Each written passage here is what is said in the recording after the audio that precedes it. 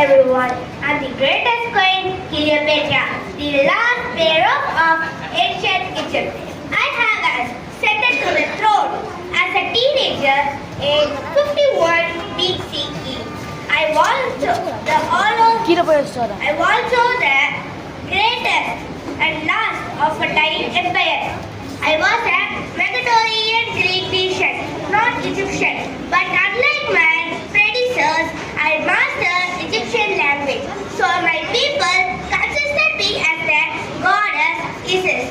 Julius Caesar gave me a nickname, Golden Boss, because of my impressive slaughter and communication. I was brought up in the sea of treachery and nation and betrayal. I swam there like a prince in the sea I did.